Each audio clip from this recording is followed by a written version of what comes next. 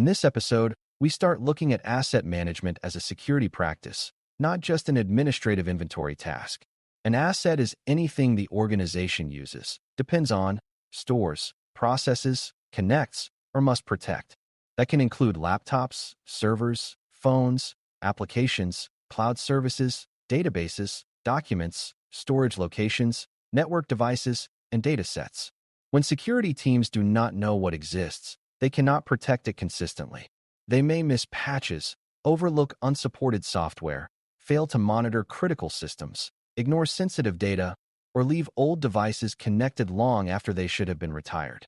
Asset management gives the organization a clear picture of what it has and what condition those assets are in. You can think of it as the foundation under many other security tasks. Before you can defend the environment well, you need to know what is in the environment, who owns it, where it is, and why it matters. Before we continue, a quick note. This audio course is part of our companion study series. The first book is a detailed study guide that explains the exam and helps you prepare for it with confidence. The second is a Kindle-only ebook with 1,000 flashcards you can use on your mobile device or Kindle for quick review. You can find both at CyberAuthor.me in the Bare Metal Study Guide series. Hardware asset management focuses on physical and virtual devices that support the organization's work. This can include desktops, laptops, mobile devices, servers, routers, switches, firewalls, printers, storage systems, security cameras, badge readers, point-of-sale devices, and specialized operational equipment. Virtual machines and cloud-based compute resources may not be physical boxes in the office, but they still act like hardware assets from a management point of view. Each one needs ownership, configuration, patching, monitoring, and eventual retirement. Hardware inventory should capture more than a device name. It may include serial number, location, assigned user, business purpose, operating system, network address, warranty status, support status, and security tool coverage. That information helps security teams answer practical questions quickly. Which systems are exposed? Which devices are missing protection? Which laptops are assigned to which users? Which servers support critical business functions? Software asset management focuses on the applications, operating systems, libraries, platforms, and services used by the organization. Software can be installed on endpoints, hosted on servers, delivered through cloud platforms, embedded in devices, or accessed through a browser. The organization needs to know what software is running because software creates both business value and security exposure. An outdated application may contain known vulnerabilities. An unapproved browser extension may collect sensitive data. A forgotten test application may still be reachable from the internet. A cloud subscription may store business records without the security team knowing it exists. Software inventory also helps with licensing, cost control, vendor support, and compliance. From a security perspective, the main concern is visibility. If you do not know an application is present, you cannot patch it, assess it, monitor it, restrict it, or decide whether it should still be allowed. Data is also an asset, even though it is easy to overlook because it does not always feel like a device or application.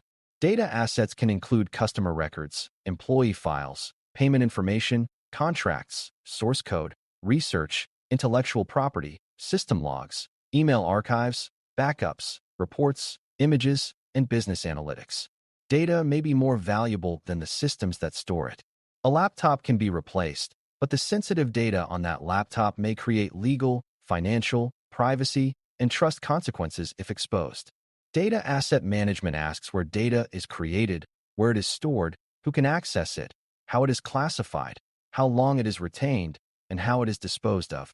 This connects directly to data protection because classification and inventory guide the controls. Confidential data may need encryption, access review, retention limits, monitoring, and strict disposal. Public data may need fewer controls. The asset lifecycle describes the full path an asset follows from planning through retirement.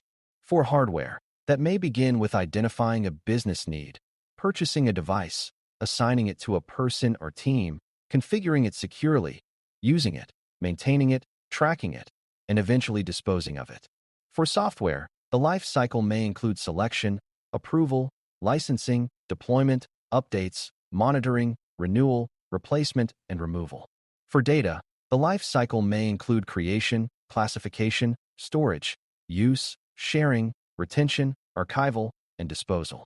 Life cycle thinking matters because risks change over time. A new laptop may be secure when issued but risky later if patches fail, the user leaves, or the device is lost. A useful application may become risky when the vendor stops supporting it. A dataset may become unnecessary but still dangerous if it remains stored forever. Asset management keeps attention on the full lifespan, not only the first day. Ownership is one of the most practical parts of asset management. Every important asset should have someone responsible for it. That does not always mean one person personally fixes every issue, but someone should be accountable for decisions about the asset. A system owner may decide how critical an application is, who should use it, and when downtime is acceptable. A device owner may be responsible for returning equipment when leaving a role. A data owner may decide classification and access expectations. Without ownership, problems drift. A vulnerability scanner may find an exposed server, but no one knows who approves downtime for patching. A storage location may contain sensitive files, but no one knows who can decide whether they should be kept. Clear ownership turns security findings into action. It gives teams a path for approvals, risk decisions, maintenance, decommissioning, and incident response. Accurate inventories are essential for patching because patching starts with knowing what needs to be updated.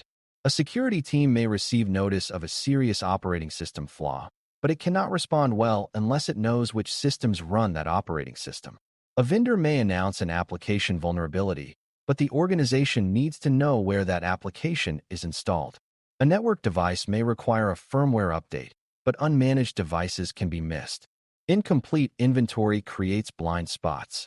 Those blind spots are dangerous because attackers often look for exactly that kind of forgotten system. A patch program built on poor asset data will always leave gaps.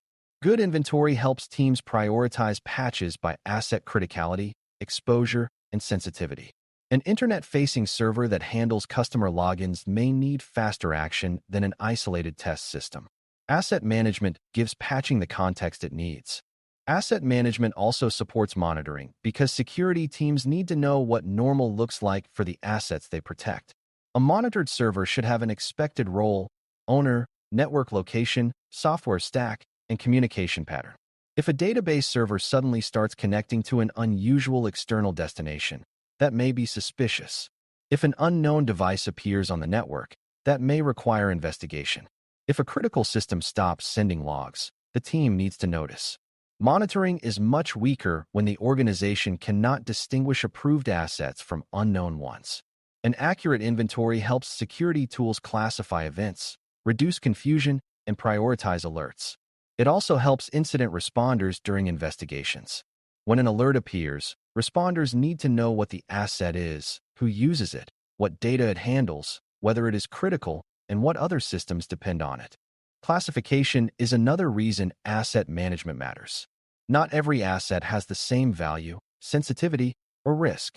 A public marketing website, a payroll database, a development laptop, a domain controller, a training system, and a backup repository should not all be treated identically.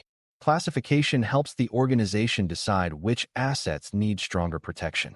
Hardware may be classified by business criticality, location, exposure, or operational role. Software may be classified by sensitivity, vendor support status, internet exposure, or dependency importance. Data may be classified as public, internal, confidential, restricted, regulated, or another category used by the organization. The exact labels can vary, but the purpose is the same. Classification turns a flat list into a meaningful security picture. It helps you understand which assets need the strongest controls, fastest response, most careful access review, and most disciplined disposal. Unknown assets create some of the hardest security problems because they sit outside normal management. Shadow information technology, IT, happens when teams use systems, applications, devices, or cloud services without going through approved channels. Sometimes this happens because people are trying to work faster, not because they are trying to be careless. A team may sign up for an online tool to share files, build a quick database, or test a service. The risk is that sensitive data may end up in a place with weak access control, poor logging, unclear ownership, or no retention plan. Unknown hardware creates similar risk. An unmanaged device may be missing patches, security software, encryption, or proper configuration. Asset discovery, network scanning, cloud account review, procurement coordination, and user education can help reduce these blind spots. Security teams cannot protect what remains invisible. Asset records should be maintained, not treated as a one-time project. Environments change constantly. Employees join, change roles, and leave. Devices are purchased, reassigned, repaired, lost, and retired. Applications are installed, updated, replaced, and abandoned. Cloud resources can be created quickly and forgotten just as quickly. Data sets are copied, exported, archived, and moved to new platforms. If the inventory is not updated, it slowly becomes less trustworthy. A stale inventory can be worse than no inventory because it gives people false confidence. The organization may believe all systems are patched because the inventory says so, while several new systems are missing from the list. Good asset management uses processes that update records during procurement, deployment, change management, monitoring, access review, and decommissioning. The goal is not perfect paperwork. The goal is a living source of truth that supports security decisions. Decommissioning is the process of removing an asset from service in a controlled way. This is a major security concern because old assets are often forgotten, but forgotten does not mean harmless. A retired server may still contain data. An old laptop may still have cache credentials. A cloud storage bucket may still be accessible. A test application may still have a public address. An expired software license may still be installed and unsupported. Decommissioning should remove access, preserve records when required, transfer or delete data properly, revoke credentials, update inventory, remove network connections, recover hardware, and confirm that the asset is no longer active. For data assets, decommissioning may include archival, retention review, secure deletion, or legal hold checks. A clean decommissioning process reduces the number of abandoned systems and data stores that attackers can find later. Asset management also supports compliance and audit readiness. Many security and privacy requirements depend on being able to show what assets exist, what data they handle, who has access, and how they are protected. An auditor may ask for a list of systems and scope for a regulation. A privacy team may need to know which applications store personal data. A vulnerability management team may need to show that critical assets are scanned and remediated. A records team may need to prove that data is retained and disposed of according to policy. Without asset management, these requests become painful and unreliable. With strong asset records, the organization can answer with more confidence. Compliance is not the only reason to manage assets, but compliance pressure often reveals whether the asset program is mature enough to support real accountability. For Security Plus questions, listen for whether the scenario is asking about visibility, ownership, classification, patching, monitoring, or retirement.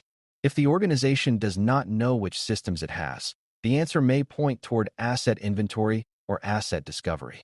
If it cannot patch effectively because it does not know where vulnerable software is installed, asset management is part of the solution. If it cannot prioritize findings, asset criticality and classification may be missing.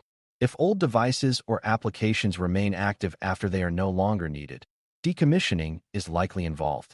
If data is not protected properly because no one knows where it lives, data asset management and classification matter. The exam may describe asset management in practical terms rather than using the exact phrase. Your job is to recognize that accurate asset information supports many other security operations.